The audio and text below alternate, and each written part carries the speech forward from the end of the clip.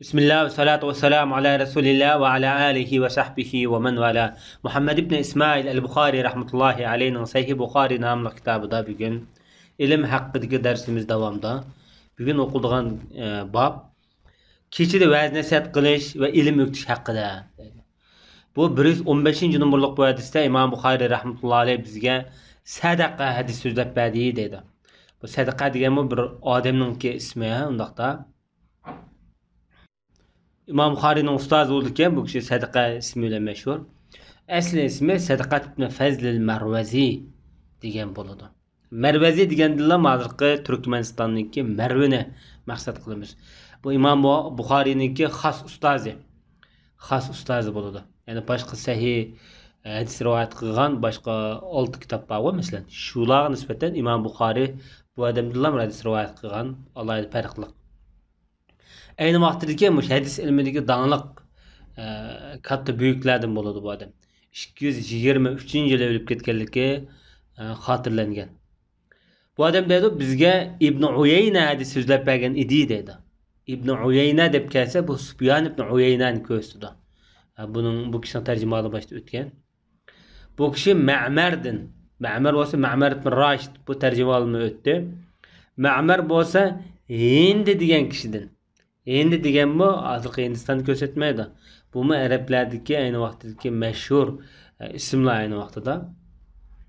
Bu Hindi degan amaliyotda Hind bintul Haris deymiz.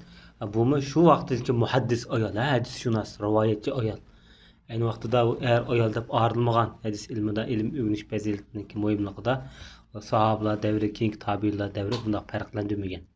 Bu ayolmi hadis ilmidagi bir ustoz ayni vaqtdagi. Bu ayol Ummu Salime radhiyallohu anhadan hadis rivoyat qilyapti. Ummu Salime bo'lsa Payg'ambar sollallohu alayhi vasallamning suyimlik ayoli bo'ldi. Bu ayol ayni davrda mesela dastlab musulmon bo'lgan sahobalardan asli ismi Abi Salime, erining ismi. Abi Salime bilan to'y qilgan, ikkisidan Abasistonga hozirgi Etiopiyaga 2 qitim hijrat qilgan. Abi Salime Madinaga kirib o'lib ketgandan keyin Payg'ambar sollallohu alayhi vasallam bu ayolni nikohga olgan. Bu ayol şu ilim cihetten ait köp töh koşkan İslam tarihinde. 378 tane hadis rivayet kılgan bu ayol. Özüne ait söyümlük Peygamberimizdeki yıkımlık ayollardan. Bu kişi bu ayol Hicriyanın 59. yılı Hazreti Muaviye'ninki devirde ölüp ketkenlik hatırlangan. Ebu Hureyre radhiyallahu anhu Medine namazını düşüge. Bu ayolunki kabrisimi hazırkı Medine'de Baqi kabristanlığıda. Bu hadis hem de 2 yol tarafından rivayet kılınan. Sadaqa Hindi Ummu Salime arkalık bir yol. Yani birisi Amr Yahya ibn Sa'id Zuhri'den bir yol. Zuhri arkalık Hindi'den bir yol. Demek bu hadis 2 yolda rivayet kılınan. 2 yolunki 5'i Hindi'ye tutuşuyordu. Hindi arkalık Ummu Salime'ye tutuşuyordu. Bu Amr Yahya ibn Sa'id diğerlerinin hammeylerinki tercümalı asasen başta ötken. Mesela Amr bo'lsa Amr ibn Dinar başta o'tib bo'ldi bu kishi.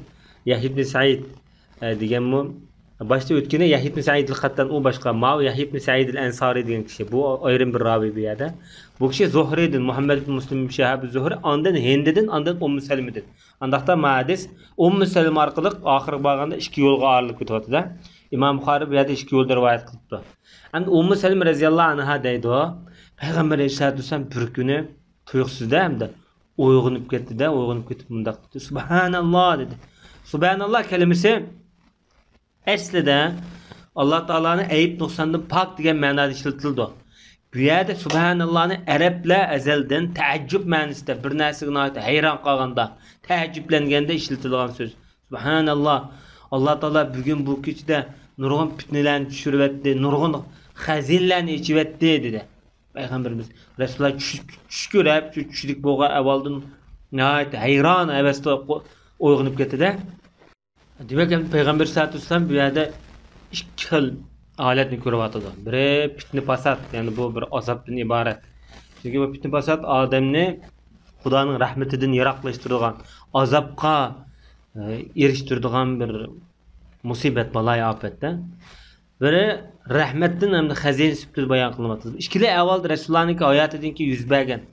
Mesela xazinlarning ichilishi, mesela Rim imperiyasi, Persiya xonadonligi vayron bo'lib, nurg'un zimillar musulmon bo'lib, Hatta nurg'un mol dunyo davlatli vayron bo'lib musulmonlarning qo'liga o'tgan.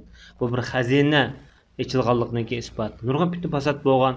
Masalan, Hazrat Osmonning o'ldirilishi, Ali roziyallohu anhuning o'ldirilishi, keyingi davrdagi musulmonlar orasidagi tafriqchilik, musulmonlarning keyingi mezgillarda ayni vaqtdagi yo'nalishlardan ko'p masalan, mayli siyosiy jihatda bo'lsin, mayli e'tiqodiy jihatda bo'lsin, jiq o'zgarib ketganligi buningki dalil isboti.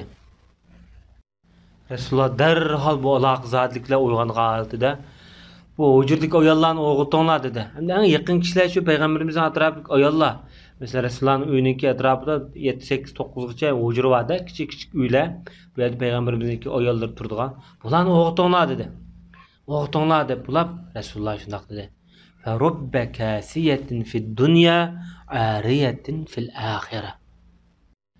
Dünyada naytı tola köp kiyim giydigan ayollar ahiretde yalang'och qog'ichlardir dedi. Bu hadisga nisbatan ulamolar xilma-xil tushunchalarni bergan.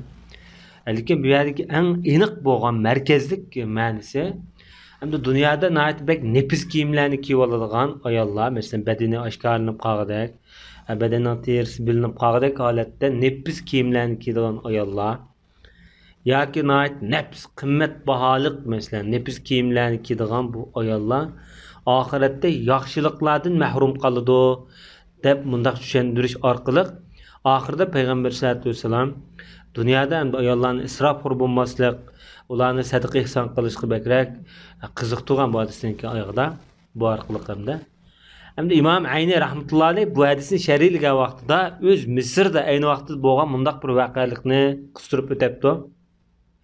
Bu hadisdeki ayollar debdi bu adam. Bizim zamanımızda Mısır'da nait köp qadamda bir mesela uçuraydı bu bir musibetga aylanıp ketdi dedi. Hatta bu ayollar dedi. Bu qimmat baholik kiyimlarni kiyish uchun shon sharaf qo'g'lishidi. Eriga besim qiladi dedi. Hatta bular dedi. Yanglari nait uzun. Hatta kiyimlerining oyog'ini pasini bek uzun qilib so'raltirib qo'yib, hatta 2 g'irit 3 g'irit 50-60 sent atrofida masalan uni so'raltirib qo'ydi dedi, uzun qilib. Xudo hozirgi artistlarniki sani kiyimlarga o'xshashda uzun qilib ashta qilib oladi dedi. Hatta kiyimlarining bir yangida mandaraq bir ayolga bir ko'ngak tutdi dedi. Mush darajada bir xil hashamatchilik ig'irda. Ameliyatda shunda bo'lsa-mo, raq shunda ko'p ishlatilsa-mo, bularningki badani ko'rinib qoladi dedi. Ya yanglarining ustidan ko'rinib qoladi, ya kiyimning nepizligidan ko'rinib qoladi. Chunki ayni vaqtida raq qanchaki nepiz bo'lsa qimmat. Hozirgidek sanoat fabrika bo'lmagandan keyin qanchaki nepiz to'qiy olsak raqni bu nayt qimmat baholiq bo'ladi. Bu qo'pol chiqmaydi, bu nayt sipti chiqadi bu kunda bunday kiyim. Yana gapning oxirini mundaq deydi Imom Ayni. Mana bu hadis Payg'ambar sollallohu alayhi vasallamningki mo'jizalar qatoridagi hadis bu. Mush davrimizda ayollar ashta bo'lib ketdi emasmi deb. Mushta bo'lib ketdi emasmi? Chunki Payg'ambar sollallohu alayhi vasallam mol dunyoning ko'payishi o'z ummatini keyin mushundaq jinoiy avallarga, yomon avallarga so'rab keldiganligini bildiryotdi. Mana bu Rasulullohning mo'jizasi degan. Endi bu İmam Ayni rahmetullohi alayhiniki 8-9 asrlarda, 7 asrning oyoqlarida devatgan masalalar. Bu Misr degan vaqtida ham islom podshohligi, mamluklarning qo'lidagi vaqtlar, Abbosiylarning qo'chaq hokimiyati va islom dunyosi bir xalifalik tuzumda yashaydigan paytlar, qo'chaq bo'lsa-mu, umum jihatdan musulmon hokimiyat mavjud u vaqtlarda. Shunda bo'lishi qarmay, shu davrda ashta degan bo'lsa, balki bizning zamonimizda ko'rsa Imom Ayni nima deyish mumkin? Allohu a'lam. Yana bu hadisni boshqa bir qism ulamolar majiatni tushundirgan. Dunyoda nihoyatda to'liq kiyim kiydigan, shon sharaf qo'g'lishadigan ayollarmi oxiratda bu yalang'och qoladi, ya'ni savobdan mahrum qoladi degan. Chunki bu shon sharaf qo'g'lishish, hashamat qo'g'lishish odamni ne'matdan mahrum qo'yadigan, shukronlikdan mahrum qo'yadigan bir avval deb mundaq tushundirgan. Va sallallohu alayhi nabiyina Muhammad va ala alihi va sahbihi ajma'in.